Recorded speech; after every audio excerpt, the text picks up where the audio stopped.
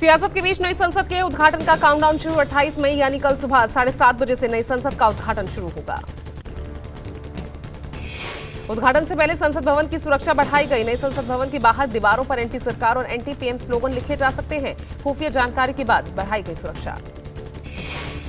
नई संसद भवन के आसपास दिल्ली पुलिस का स्टाफ तैनात किया गया है। करीब 70 पुलिसकर्मियों के स्टाफ को सुरक्षा में लगाया गया। कल सुबह 7:30 बजे मंत्रोच्चार और वैदिक परंपराओं के साथ नई संसद में सिंगोल स्थापित किया जाएगा। सिंगोल स्थापना के लिए तमिलनाडु के मठों से पंडित आ रहे हैं। उद्घाटन के दौरान 75 रुपए का सिक्का और स्टैंप को रिलीज किया जाएगा। 75 रुपए के सिक्के पर नई संसद भवन का चित्र होगा। कार्यक्रम के अंत में पीएम मोदी का संबोधन होगा। नई संसद के उद्घाटन से पहले अमित शाह का ट्वीट। देश नई संसद के उद्घाटन को लेकर उत्साहित। अमित शाह ने लिखा, अद्भुत झलकियों को देख पूरा देश हर्षित है। संस्कृति और आधुनिकता का अप्रतिम उदाहरण है नई संसद। नई संसद के उद्घाटन का बहिष्कार करने वाले नीतीश कुमार का बयान सामने आया। नीतीश कुमार ने कहा, इतिहास को खत्म करने की कोशिश अभी के नेता सब बदलना चाहते हैं। नीतीश कुमार ने नई संसद को गैर जरूरी बताया। कहा, नई संसद भवन की कोई जरूरत नहीं थी, पुरानी संसद में ही बदलाव होना चाहिए था। हुई तो जो चीज पर फिर जहां पर से शुरुआत हो गया तो उसी को और विकसित कर देना चाहिए। अलग से नया बनाने का कोई मतलब नहीं। क्या पुराना इतिहास से बदल दीजिएगा? अलग नई संसद भवन का सियासी विरोध जारी है। बिहार में आमने सामने आए बीजेपी और जेडीयू। उद्घाटन के दिन यानी कल बिहार में जेडीयू करेगी अनशन। जेडीयू प्रदेश अध्यक्ष उमेश कुशवाहा ने कल एक दिवसीय अनशन का ऐलान किया। कहा, पीएम मोदी जब उद्घाटन करेंगे तब जेडीयू भीमराव अंबेडकर की प्रतिमा के नीचे अनशन करेगी। पीएम मोदी की अध्यक्षता में नीति आयोग की बैठक। केजरीवाल, ममता समेत 8 राज्यों के सीएम ने किया नीति आयोग की बैठक का बहिष्कार। सीएम मां नीतीश कुमार ने ममता बनर्जी, केसीआर ने नीति आयोग की बैठक से किनारा किया। कहा, गैर बीजेपी शासित राज्यों के साथ भेदभाव करती है मोदी सरकार। नीति आयोग की बैठक में शामिल होने के लिए सीएम योगी, धामी, हेमंता समेत मुख्यमंत्रियों का दिल्ली में जमावड़ा। बैठक की थीम विकसित भारत 2047 टीम इंडिया की भूमिका रखी गई है। नीति आयोग की बैठक में शामिल नहीं हुए सीएम नीतीश कुमार। बीजेपी ने साधा नीतीश पर निशाना। कहा, देश के पीएम से इतनी नफरत क्यों करते हैं नीतीश कुमार। बिहार विधानसभा के नेता प्रतिपक्ष विजय सिन्हा ने कहा, नीतीश आयोग की बैठक में जाते बिहार के हित में बात करते। देश के प्रधानमंत्री नरेंद्र मोदी से नजर मिलाने में आखिर क्यों डर लगता है। नीति आयोग की बैठक में जाते बिहार के हित में बात करते। देश के माननीय प्रधानमंत्री जी से नजर मिलाने में क्यों डर लगता है।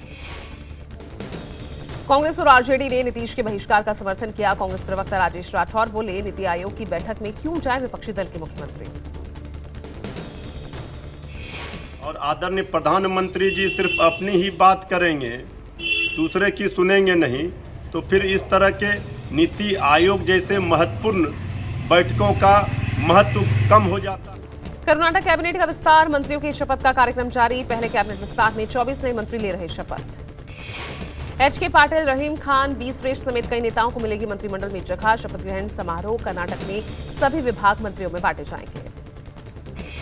दिल्ली के पूर्व मंत्री सत्येंद्र जैन का एलएनजेपी अस्पताल में इलाज जारी। कल सत्येंद्र जैन को मिली है 6 हफ्तों की अंतरिम जमानत। आईसीयू में भर्ती सत्येंद्र जैन के गिरने से सिर में खून के थक्के जमे। सूत्रों के मुताबिक सत्येंद्र जैन के इलाज के लिए 4 सदस्यीय मेडिकल बोर्ड का गठन किया गया। सत्येंद्र जैन की हालत स्थिर है। कल सुप्रीम कोर्ट ने अपने आदेश में कहा कि सत्येंद्र जैन किसी भी प्राइवेट अस्पताल में इलाज करवा सकते हैं। जंतर मंतर पर धरने पर बैठे पहलवानों को बाबा रामदेव का समर्थन मिला। भीलवाड़ा के योग शिविर में पहुंचे बाबा रामदेव ने बृजभूषण की फौरन गिरफ्तारी की बात कही। बाबा रामदेव ने कहा, कुश्ती संघ के अध्यक्ष पर यौन उत्पीड़न के गंभीर आरोप है, तुरंत गिरफ्तारी होनी चाहिए। कुश्ती आयोग के अध्यक्ष पर दुराचार व्यभिचार करने के आरोपों के साथ ये बहुत ही शर्मनाक बात है। ऐसे व्यक्ति को तुरंत गिरफ्तार करके जेल की सलाखों के पीछे भेजें। मोदी सरकार के 9 साल पूरे देश भर में प्रेस कॉन्फ्रेंस करेंगे। बीजेपी के दिग्गज नेता अमित शाह, जेपी नड्डा जैसे दिग्गज नेता 9 साल की उपलब्धियों के बारे में बताएंगे। 30 मई से 1 महीने तक देश भर में जनसंपर्क अभियान शुरू करेगी बीजेपी। इस दौरान बीजेपी ने लगभग 50 रैलियां करने की योजना बनाई। प्रधानमंत्री कार्यालय ने सभी मंत्रालयों की उपलब्धियों का रिपोर्ट कार्ड देखा और मंत्रालयों के कामकाज को लेकर बुकलेट बनवाई जा रही है। 2024 में बीजेपी के खिलाफ विपक्ष के पीएम चेहरे को लेकर एमवीए में मतभेद। संजय राउत ने राहुल गांधी के चेहरे पर कहा, मल्लिकार्जुन खड़गे और राहुल गांधी इस पर खुलकर बात करेंगे तो हम इस पर चर्चा करेंगे। संजय राउत ने कहा, मल्लिकार्जुन खड़गे राष्ट्रीय अध्यक्ष हैं, हम बात करेंगे, विपक्ष के चेहरे की घोषणा हो जाएगी। दिल्ली एनसीआर में फिर बदला मौसम का मिजाज, तेज हवाओं के साथ बारिश ने दी दस्तक, दिन में छाया अंधेरा। दिल्ली के कई इलाके, नोएडा, गाजियाबाद के कई इलाकों में तेज बारिश हुई। खराब मौसम और लो विजिबिलिटी की वजह से फ्लाइट्स पर असर दिखा। दिल्ली आने वाली 4 उड़ानों को जयपुर डायवर्ट कर दिया गया। विजिबिलिटी कम होने की वजह से कई विमान डिले हुए। भारी बारिश के चलते दिल्ली एनसीआर के कई रास्तों पर जमा पानी, दफ्तर जाने वाले लोगों को दिक्कतों का सामना करना पड़ रहा। मौसम विभाग के मुताबिक अगले 2 से 3 दिनों तक दिल्ली एनसीआर समेत कई शहरों में बारिश होगी। तापमान में गिरावट भी दर्ज की जाएगी। बारिश में रोहतक के हालात खराब, रोहतक की सड़कों पर 2 फीट जलभराव हुआ। कई जगह लोग जलभराव से जूझते रहे। रोहतक शहर के अलग अलग हिस्सों पर जल निकासी प्रोजेक्ट पर खर्च किए गए करोड़ों रुपयों की पोल। बारिश आने से जंतर मंतर पर बैठे पहलवानों की बड़ी मुश्किलें। आंधी तूफान वाली बारिश ने उखाड़ दिया पहलवानों का टेंट।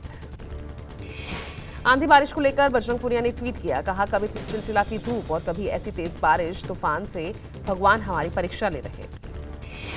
बजरंग पुनिया ने आगे वीडियो ट्वीट करके लिखा, आज सुबह तेज बारिश और आंधी का सामना कुछ इस तरह करना पड़ा। कभी चुनौतियां चाहे लाख आ जाए, इंसाफ के लिए हम ऐसे ही डटे रहेंगे। हिमाचल प्रदेश में हुई बर्फबारी, लाहौल स्पीति में ताजा बर्फबारी की तस्वीरें सामने आई। महाराष्ट्र के मंदिरों में अब मंदिर प्रशासन ने ड्रेस कोड लागू कर दिया है। महाराष्ट्र के 300 मंदिरों में ड्रेस कोड का आदेश दिया गया। मंदिरों में अब स्कर्ट, कटी फटी जीन्स या शॉर्ट ड्रेस पहनकर आने पर प्रतिबंध लगा दिया गया। मंदिर प्रशासन की गाइडलाइन के बाद नागपुर के 4 मंदिरों में ड्रेस कोड का सख्ती से पालन किया जा रहा। महासंघ ने कहा है, पवित्रता और संस्कृति संजोने के लिए ड्रेस कोड महत्वपूर्ण है। प्रशासन ने लोगों से ड्रेस कोड पालन करने की अपील की है। कहा, गाइडलाइन ना मानते हुए कोई भक्त शॉर्ट ड्रेस या अमर्यादित कपड़ों को पहनकर आता है तो दुपट्टा या लुंगी दी जाएगी। मेंढर में बेहरा गांव में तेंदुए की दहशत, देर रात लोगों ने तेंदुए देखे जाने की शिकायत की। तेंदुए के डर से लोग रात भर जागते रहे। लोगों ने कहा, तेंदुआ नुकसान पहुंचा रहा।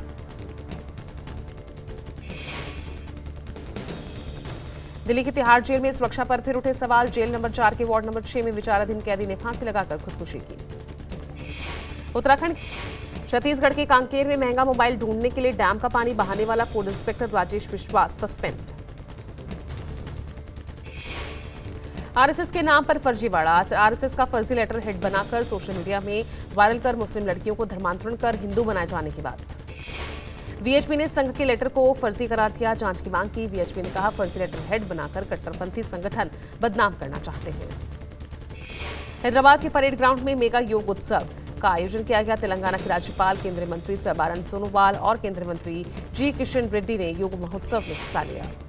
गुजरात दौरे पर विदेश मंत्री डॉक्टर एस जयशंकर नर्मदा के राजपीपला में degree college of physical education का दौरा किया। विदेश मंत्री एस जयशंकर ने केवड़िया में औद्योगिक प्रशिक्षण केंद्र का दौरा किया। बातचीत कर दिए गए कई आवश्यक दिशा निर्देश।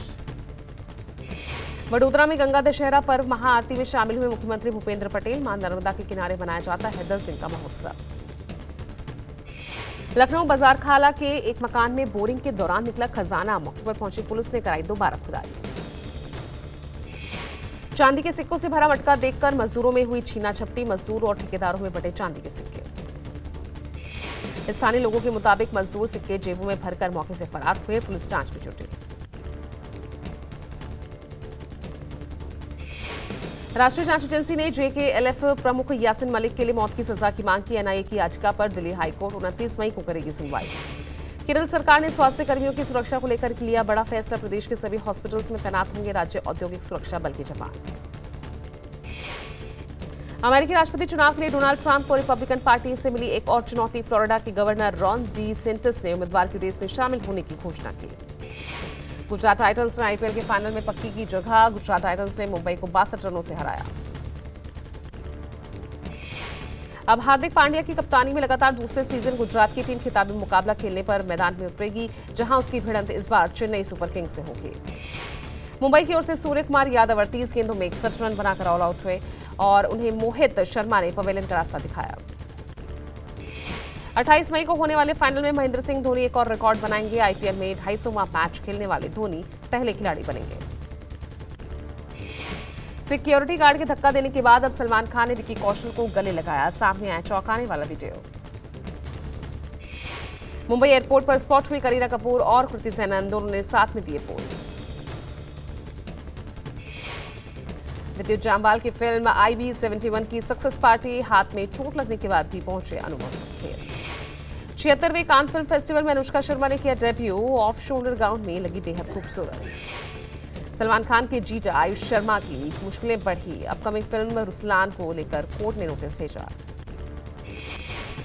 खतरों के खिलाड़ी 13 के कंटेस्टेंट रोहित बोस रॉय को स्टंट के दौरान चोट लगी। सीरियस इंजरी होने के चलते रोहित को केप टाउन से मुंबई वापस भेजा जा सका। एक्टर कार्तिक आर्यन ने अपनी अपकमिंग फिल्म सत्यप्रेम की कथा की शूटिंग पूरी की, जिसकी कुछ तस्वीरें और वीडियो कार्तिक आर्यन ने शेयर करते हुए इसकी जानकारी दी। हॉलीवुड एक्टर विन डीजल की फिल्म फास्ट एक्स की बॉक्स ऑफिस पर ताबड़तोड़ कमाई जारी। फिल्म ने पहले हफ्ते में 80 करोड़ का बिजनेस किया।